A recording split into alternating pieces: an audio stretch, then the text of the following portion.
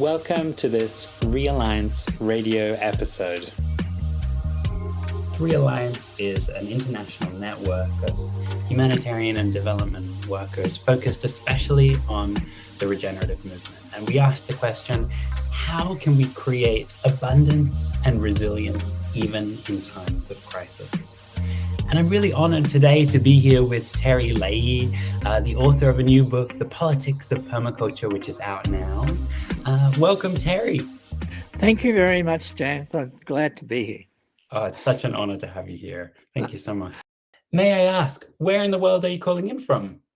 So I'm calling in from the country of the Wurundjeri people, which was never ceded. It's stolen land, the Woi Wurrung clan.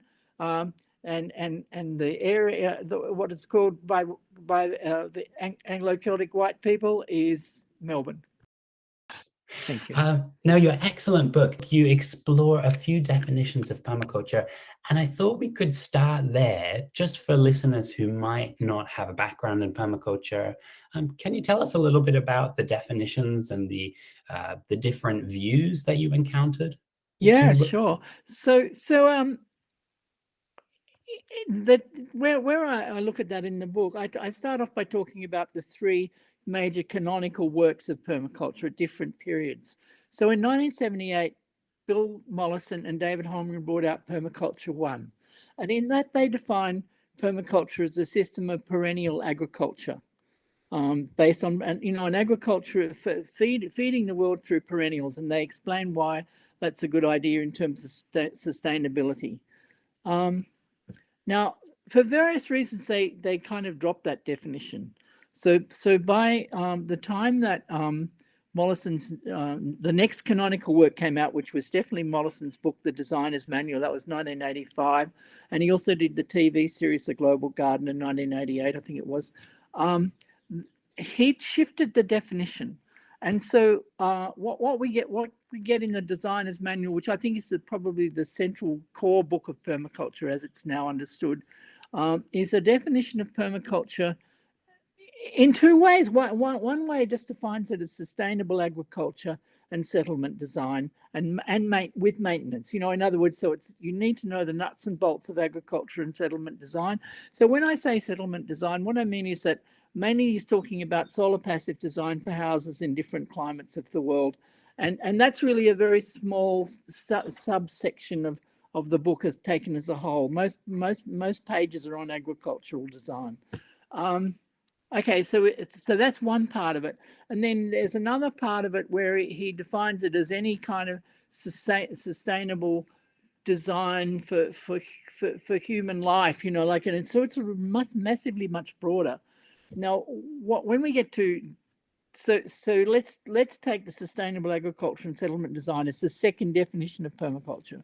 When David Holmgren writes the next book of canonical book of permaculture, which now I can't remember the date of it, but anyway, it was like at least 10 years after that, and it's the one that most people are familiar with and make use of when they define permaculture. And it's defined in terms of a systems science for sustainable design or a design for sustainable living. And so it's based on a set of key principles or ideas like catch and store energy, like capture yield, like so this is where the famous 12 David Holmgren principles came in, was it? Yeah, the 12 principles are there, right. And so they're in a sense they're not part of the definition in this third canonical book, but they're certainly central to it. And when people talk about a sustainable design and systems design, so what David Holmgren has done by that, he acknowledges that permaculture is kind of broadened out from agriculture. Like, as I said, that's sort of foretold, if you like, in Mollison's book. And then he kind of says, well, that's really broad. And I mean, of course, the problem is that equates to the whole of the environmentalist movement. So David Holmgren attempts to narrow that down by defining it in terms of systems theory, that permaculture is the application of systems theory to design for sustainability. So in effect, this defines it, you know, making an electric guitar or a power system, or high-tech medical equipment or something is all part of permaculture in this sense. So not just agriculture, not just the garden. Agriculture. And what I found when I interviewed permaculture activists, and I made an intentional move not to interview the leaders of the movement, but to interview ordinary grassroots participants in the movement, which more or less I did. You know, like there are some exceptions, but they basically followed the David Holmgren definition, or you know, like most people when they're asked, you know, what is permaculture, and they're a permaculture activist, will say it's systems designed for sustainability, and they'll start talking about David's principles.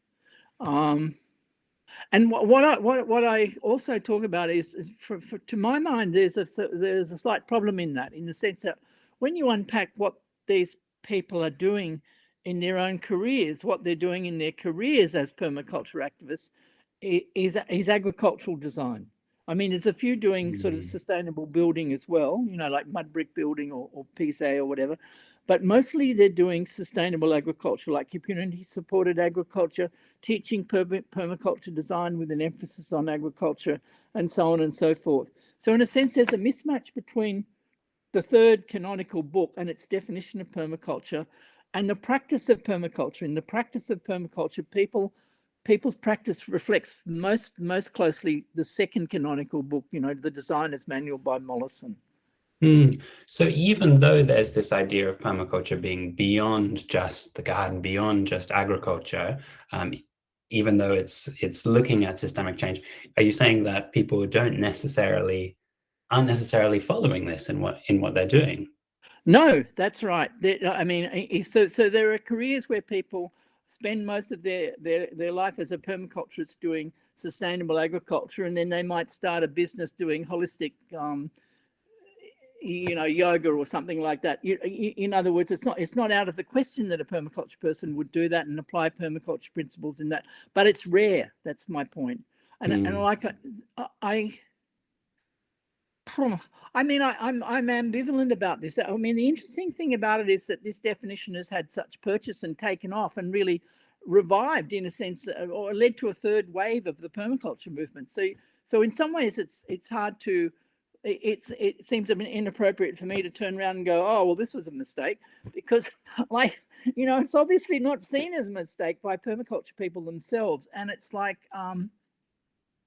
Yeah, and I suppose the other thing I think about it is that I think that there's a problem for me. There's always a problem in that third definition, in the sense that it equates permaculture to the whole of the environmentalist movement, and I find that leads to problems in the sense that people in permaculture, they're not necessarily that much aware of the rest of the environmentalist movement. I mean, there's a sort of sense in which they think that if everyone got on board with permaculture, we wouldn't have, you know, that had solved the environmental problems. And they obviously, sometimes they contrast themselves with certain aspects of the environmentalist movement they disagree with. But, you know, like, I think a bit more, honesty about what we're actually doing would help us to sort of work out where do we fit. You know, and the other thing I suppose I think about it is like, in a way, permaculture has a set of characteristic defining ideas about the environmental crisis, which almost get sidelined by this broadening out. You know, like, okay, so for me, the permaculture is committed to degrowth. Permaculturists believe in energy descent, you know, that we're not going to be able to replace the fossil fuel energy that we now use in the rich countries with a comparable amount of energy from renewables. Like, there are limits to how much renewables we can actually manage to produce and use. They believe in an agricultural system with an emphasis on perennials and a polyculture. Completely different sections of the organic movement and other parts of the environmentalist movement. Permaculturists, you know, like in the canonical books like Mollison and so on, believes in ruralization, that cities are not sustainable, you know, and that we need to kind of move into small towns in the country, and so we can be close to our agriculture. So permaculture believes that without fossil fuels used in transport, we need to be close to our agriculture so we can recycle the nutrients that we get from our food, and they come out in human waste and they can be recycled into agriculture and so on. A virtuous circle, and this is much easier if we're living close to the agricultural sites that we use. So that's distinctive in permaculture. You know, it fits well with the degrowth movement and bioregionalism and various other types of environmentalism. The last thing that's distinctive about permaculture compared with the rest of the environmentalist movement is that it believes in political decentralization or autonomous, you know, networked autonomous sort of political organization and localized political control. I'd love to go on from that, because you're talking a little bit about your vision of what the world could look like if maybe the ideas of permaculture, if the core ethics and the core principles of permaculture were realized in our culture. And you actually preface your book by explaining how you came to permaculture at the same time as you were participating in anarcha-feminist subcultures. And how much do movements like that, like anarchism, resonate with your vision of permaculture politically, or political permaculture? I think it's a very complex question in a way. I mean, there's no doubt that permaculture, a lot of permaculture people see themselves as having been influenced by anarchism. As we'll probably talk about this in a minute, but there are a range of visions of what a post-capitalist or post-industrial society might look like in permaculture, only one of which is anarchism. On the what I'd also say, though, is that the idea of a networked social system, a social movement that's the term that sociologists use, polycephalous, meaning many-headed, fits permaculture really well.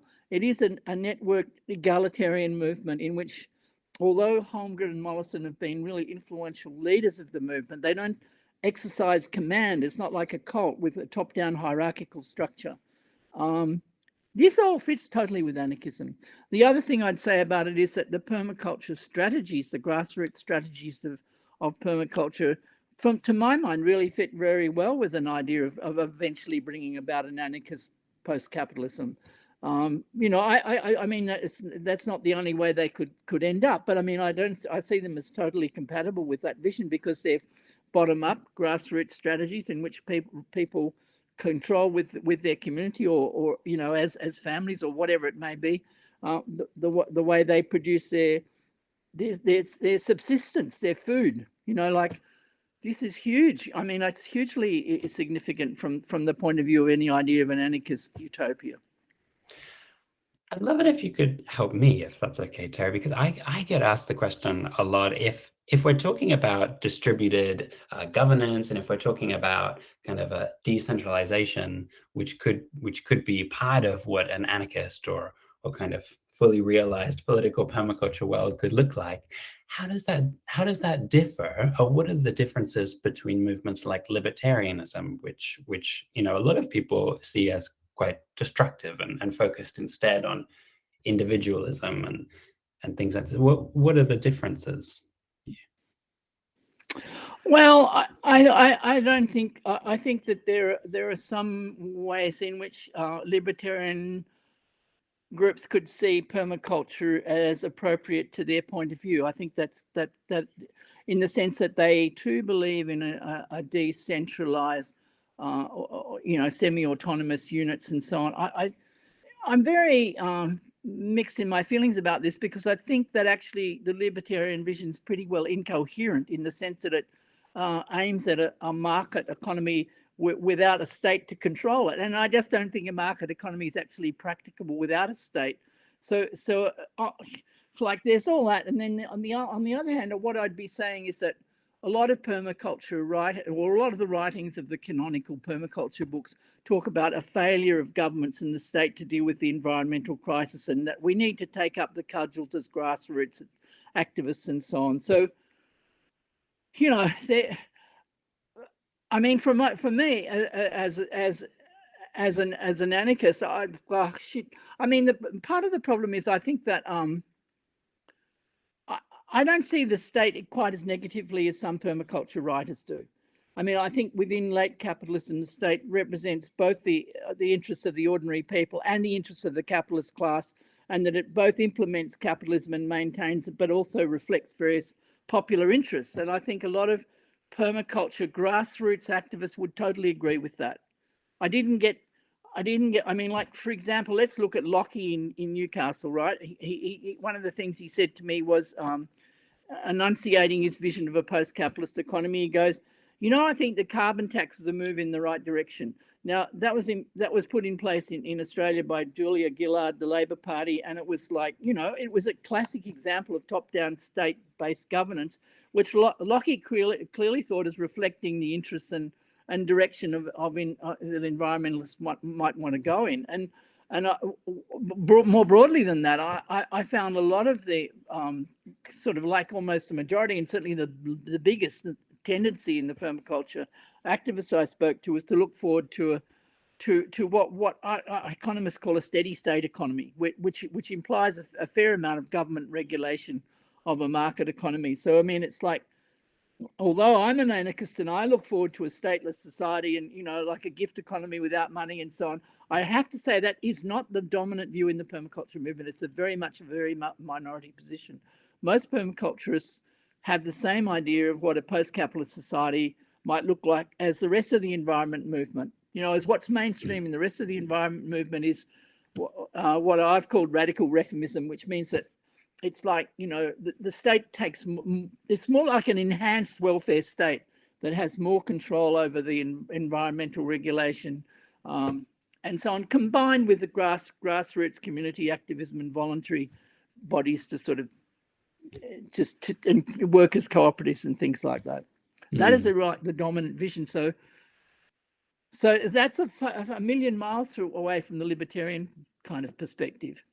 So there's 101 different things going off in different directions from that question, as you can see. It's like, oh my God.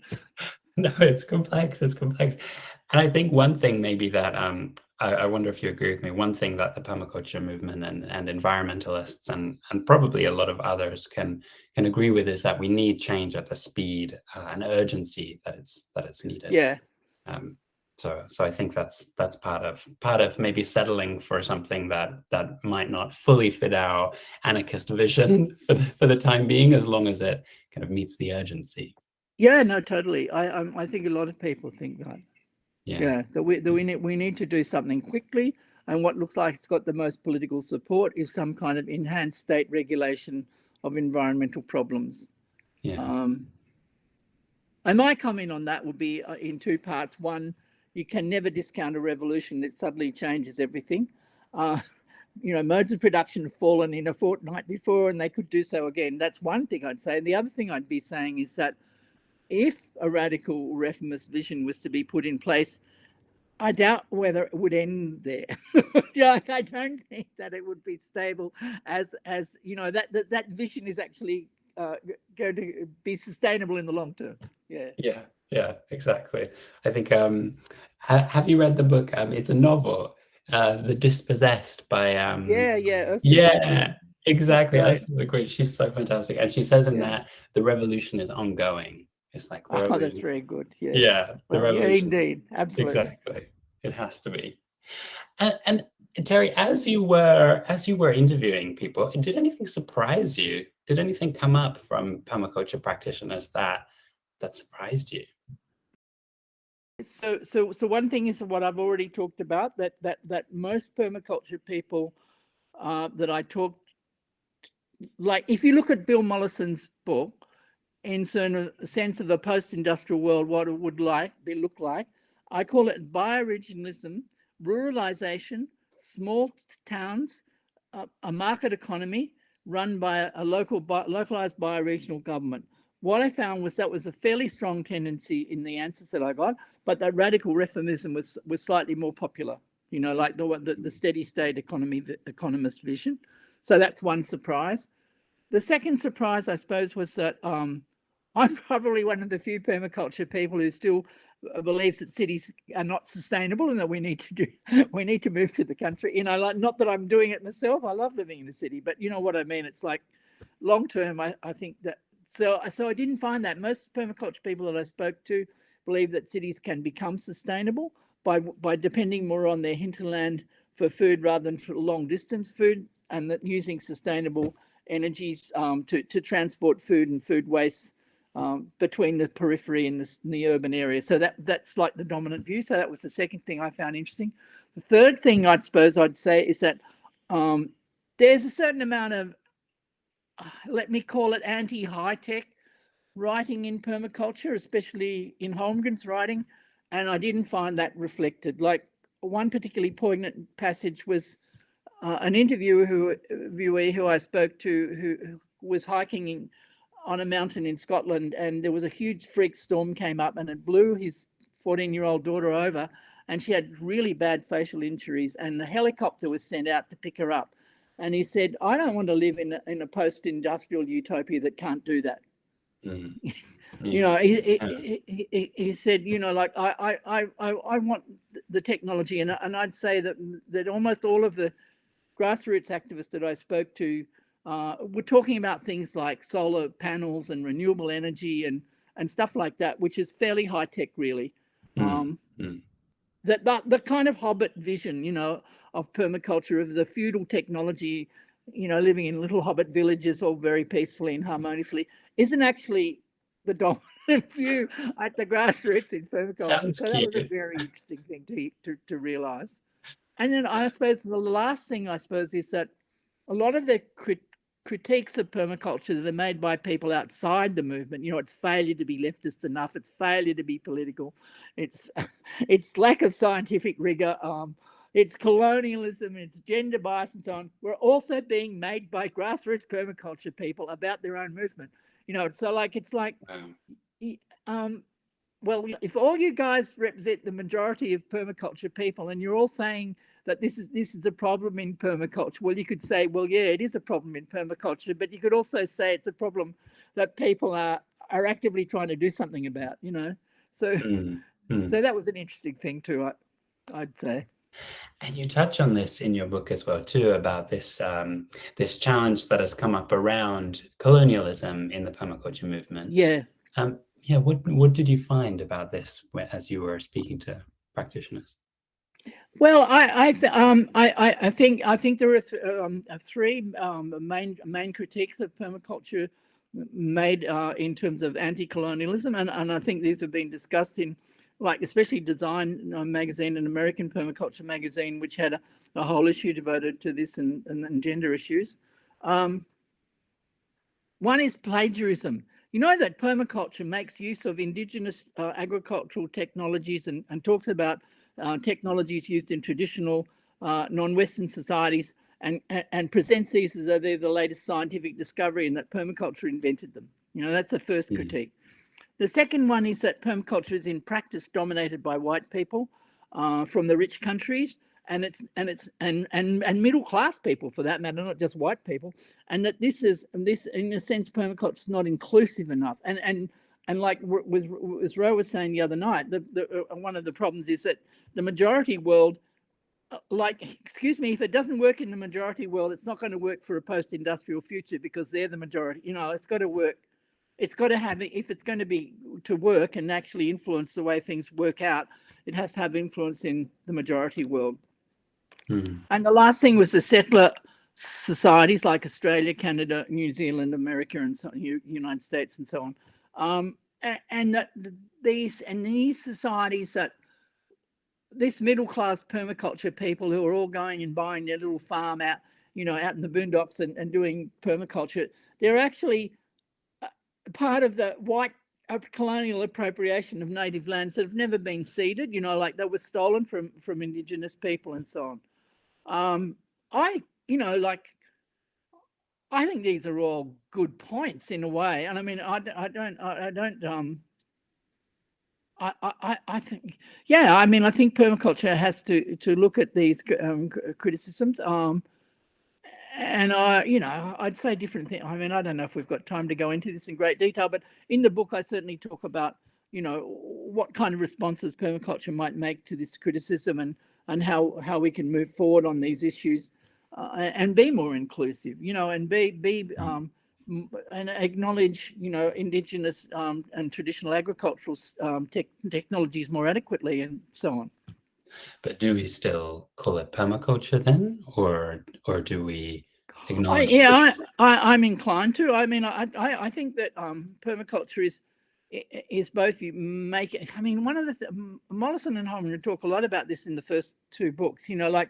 Which is that we are in a position in a globalized society now to make use of agricultural technologies that have been developed by a range of different cultures around the world, and in a sense, what we need to do to move forward to a sustainable future is to pick what works for our particular location and so on, and then implement it.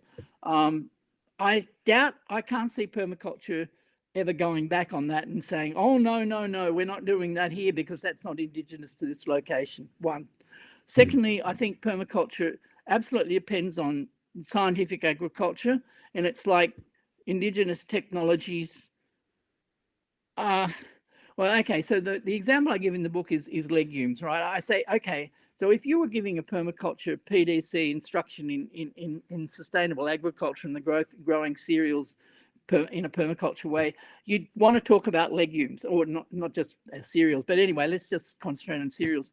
You'd want to talk about legumes, and you'd use the scientific stuff which comes from modern agricultural science. You'd talk about, now the words have escaped me, but you talk about the little organisms which live on the plants and then on the roots of the plants, and then they create nodules of nitrogen, and then that gets into the soil, and you'd use all of that kind of biological and agricultural knowledge, and then you might well say, and let's look at some of the indigenous technologies that have made use of this fact about the world. And you could talk about the Quechua Indians of Guatemala who invented the combination of maize with velvet bean, or the North American Native Americans who combine beans with squash and corn, or the use of Phaidherbia albida, which is this wonderful sort of tree like an acacia which grows in Africa, which can fertilize fields of cereals in really dry regions of Africa. Now, these are all traditional technologies, and what permaculture should be doing is acknowledging that these come from these are traditional technologies that the scientists who've talked about the use of legumes wouldn't have got off the ground if technologies of this type hadn't been, studied and available, and et cetera, et cetera. So that's how I see it. I don't see permaculture as sort of giving, kind of abandoning itself in that sense, in terms of these critiques, but I think it has to be a bit more careful about how it presents what it's doing. Right, and acknowledges the acknowledge this stuff. Yeah, for sure. No, that's very true. And the other thing I think, I mean, if I'm going to talk about this at all in terms of what I think is really important, is that the kind of default position of permaculture is that you go and buy a block of land and then you live on it sustainably as a homestead and so on, or you work on your own backyard.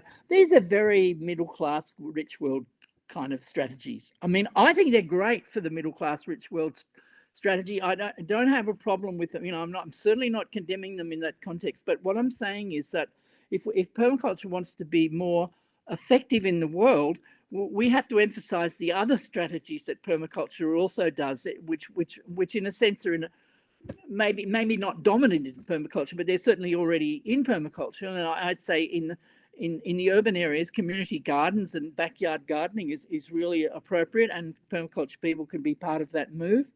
And I'd say in developing countries, permaculture, needs to associate itself with sustainable agriculture, and that may involve, struggles over land ownership. We need to engage, realize that those politics are important, and kind of acknowledge them and in relationship to particular contexts, rather than thinking that one size fits all. We need to look at that. I'd love to touch on this more, Terry, if that's okay, in terms of applications in the majority world or the global south, because that Realliance is focused primarily on the humanitarian and development sectors. What wisdom do you think there is in your book? What learnings could be applied to the humanitarian sector or the development sector? One of the things I'd say is this, that we have to recognize that the strategy of permaculture in terms of aid for the global south is based on the discretionary income of the middle class.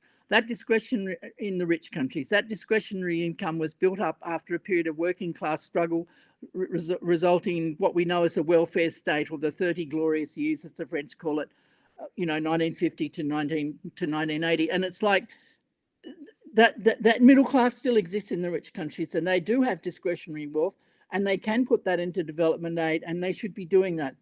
That's the first thing I'd say. The second thing I think is that we need to acknowledge and work on grassroots strategies that work in local areas, and they're not always the same. The only way to find out this sort of stuff is to spend time. I think there are two stages, if you like, in permaculture, in working in the global south. One is going there and talking to permaculturists from a local background, and educating them about permaculture and agricultural sustainable agriculture and so on. That's like stage one. Stage two is project design, and I think it's a very different thing, and it relies on either local people preferably, or some combination of somebody coming from the outside who's prepared to put in the time working with local people to find out what's going on, and work out what will actually work socially and culturally in a particular context. And I mean, like, what I haven't talked about in this book, because it's kind of broader than this, but it's like in my other research and writings, like I've written rural food security for Africa, and I've written permaculture strategy for the South African villages. And with my sister, I've done the Chikukwa project, a sort of movie about a wonderful permaculture project in Zimbabwe. And I've also written a manual for the homestand for South Africa, which is on my website, and so on, ... Like, in other words, I've done quite a lot of work in Africa, and I've also done some research in Indonesia relevant to this.